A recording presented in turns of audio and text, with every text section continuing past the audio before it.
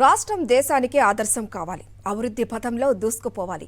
ఆ సత్సంకల్పంతో రాష్ట్రంలోని అన్ని ప్రాంతాలను సమానంగా అభివృద్ధి చేయాలనే పకడ్బందీ వ్యూహంతో అడుగులు వేస్తున్నారు సీఎం వైఎస్ జగన్. న్యాయ రాజధాని కర్నూలుకు అన్ని హంగులను సమకూర్చుతున్నారు. ఇదే విషయాన్ని స్పష్టం చేస్తున్నారు న్యాయవాదులు. రాయలసీమకు 87 ఏళ్లుగా జరుగుతున్న అన్యాయాన్ని సరిదిద్ది పరిపాలనా వికేంద్రీకరణ విధానం ద్వారా సహేతుక న్యాయం చేసే దిశగా వైఎస్ జగన్ అడుగులేస్తున్నారు.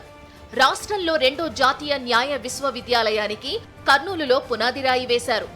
రాయలసీమ ముఖద్వారమైన కర్నూలును న్యాయ రాజధానిగా ప్రకటించడం పట్ల ప్రాధాన్యత గల న్యాయ సంస్థలన్నింటినీ కర్నూలులోనే ఏర్పాటు చేయడం పట్ల న్యాయవాదులు ప్రశంసలు గుప్పించారు. రాష్ట్రం ఏర్పడిన తర్వాత 40-50 సంవత్సరాల తర్వాత శ్రీబాగ్ ఒప్పందాన్ని అమలు చేసినటువంటి రాష్ట్రంలో రాయలసీమ పరంగా కానీ రాష్ట్ర ముఖ్యమంత్రుల పరంగా కానీ లెక్క చూస్తే జగన్మోహన్ రెడ్డి గారే ఇవాళ చరిత్రలో నిలిచిపోతున్నారు. ఎందుకంటే ఇవాళ శ్రీబాగ్ ఒప్పందం దాదాపు వచ్చి 1937 సంవత్సరంలో ఏర్పాటు చేసుకున్నటువంటి శ్రీబాగ్ ఒప్పందాన్ని గత 70-90 సంవత్సరాలకు ఇవాళ అది సాకారం అవుతుంది. అది జగన్మోహన్ రెడ్డి గారి నాయకత్వంలో ముఖ్యమంత్రి యొక్క పరిధిలో ఇవాళ అది రాష్ట్ర ప్రభుత్వం ఇవాళ నిర్ణయం తీసుకోవడం. ఇంతవరకు దేశంలో మొత్తం 28 జాతీయ న్యాయ విశ్వవిద్యాలయాలు ఉన్నాయి. వాటిలో ఒకటి విశాఖపట్నంలో ఉన్న దామోదరం సంజీవయ్య జాతీయ న్యాయ విశ్వవిద్యాలయం. కొత్తగా కర్నూలులో ఏర్పాటు కాబోతున్న జాతీయ న్యాయ విశ్వవిద్యాలయం అందుబాటులోకి వస్తే ఏపీలో 2 జాతీయ న్యాయ విశ్వవిద్యాలయాలు ఉన్నట్టవుతుంది. ఈ నేపథ్యంలో 29వ జాతీయ న్యాయ విశ్వవిద్యాలయంగా రూపుదిద్దుకుంటోన్న జాతీయ న్యాయ విశ్వవిద్యాలయానికి కర్నూలు జగన్నాథ గట్టుపై 150 ఎకరాలను జగన్ ప్రభుత్వం కేటాయించింది. 6 నెలల కాలంలో పూర్తి చేసి వచ్చే విద్యా సంవత్సరానికి తరగతులను ప్రారంభించనున్నారు. సీఎం వైఎస్ జగన్ తీసుకుంటోన్న నిర్ణయాలపై న్యాయవాదులు హర్షం వ్యక్తం చేస్తున్నారు. మన ముఖ్యమంత్రి గారు శ్రీబాగ్ ఒప్పందంలో భాగంగా కర్నూలులో నేషనల్ లా యూనివర్సిటీ శంకుస్థాపన చేయడం అనేది చాలా ఉదాహరణ. ఇది దేశంలో అత్యుత్తమమైన న్యాయ విశ్వవిద్యాలయాలలో ఒకటిగా పరిగణింపబడుతోందని చెప్పి ఈరోజు పేర్కొనడం జరిగింది. ఆంధ్రప్రదేశ్లో 45 లా కాలేజీలు ఉన్నాయి. నాణ్యమైన న్యాయ విద్యను అందించేందుకు కర్నూలులో రెండో జాతీయ న్యాయ విశ్వవిద్యాలయాన్ని ప్రభుత్వం ఏర్పాటు చేసింది.